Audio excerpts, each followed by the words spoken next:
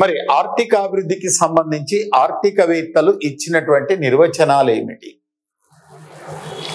1950 దశకం నుంచి ఇప్పటి వరకు కూడా ఆర్థికాభివృద్ధిని వివిధ ఆర్థికవేత్తలు వివిధ అర్థాలలో నిర్వచించినారు.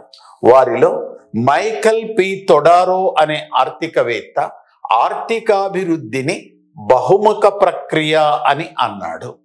అయితే ఈ భావనతో ఏకీభవించకుండా డడ్లీ సీర్స్ అనే ఒక ఆర్థికవేత్త ఒక ఆర్థిక వ్యవస్థలో జాతీయ ఆదాయము తలసరి ఆదాయాల పెరుగుదలతో పాటు ఆ ఆర్థిక వ్యవస్థలో పేదరికము, నిరుద్యోగము, అసమానతలు అధిక స్థాయి నుంచి తక్కువ స్థాయికి తగ్గితే దానిని ఆర్థికాభివృద్ధి అని చెప్పవచ్చు.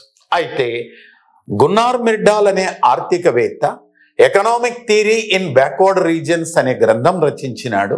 ఆ గ్రంథంలో ఆర్థికాభివృద్ధిని పద్ధతుల ఎంపిక ఆధారముగా నిర్వచించినారు. మరి గున్నార్ మిర్డాల్ ఏమంటాడంటే, ఒక ఆర్థిక వ్యవస్థలో జాతీయ ఆదాయము తలసరి ఆదాయాలు పెరుగుతూ పద్ధతుల ఎంపికనందు శ్రమ సాంద్రత పద్ధతుల నుంచి మూలధన సాంద్రత పద్ధతులకు చేరితే దానిని ఆర్థికాభివృద్ధి అంటాడు. ఎవరు? గున్నార్ మిర్డాల్. జాన్ రాబిన్సన్ ఏమంటాడంటే, ఒక ఆర్థిక వ్యవస్థ ప్రారంభ దశలో అభివృద్ధి దశలో ఉంటుంది. ఒకవైపు జాతీయ ఆదాయము తలసరి ఆదాయాలు పెరుగుతూ ఉంటాయి, మరి ఒకవైపు నిర్మాణాత్మకపు మార్పులు, సంస్థాగత మార్పులు, పురోగామి మార్పులు ఇవన్నీ సంభవిస్తుంటాయి.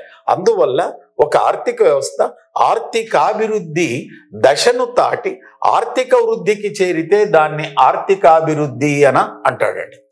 డబ్ల్యూడబ్ల్యూ రస్టో అనే ఆర్థికవేత్త తన గ్రంథములో ఒక ఆర్థిక వ్యవస్థలో ఒకవైపు జాతీయ ఆదాయం పెరుగుతూ మరి ఒకవైపు తలసరి ఆదాయం పెరుగుతూ ఇంకొక వైపు జనాభా పెరుగుదల రేటు అభిలషణీయ స్థాయికి చేరి తలసరి ఉత్పత్తి పెరుగుతూ ఉంటే దానిని ఆర్థికాభివృద్ధిగా చెప్తాడండి.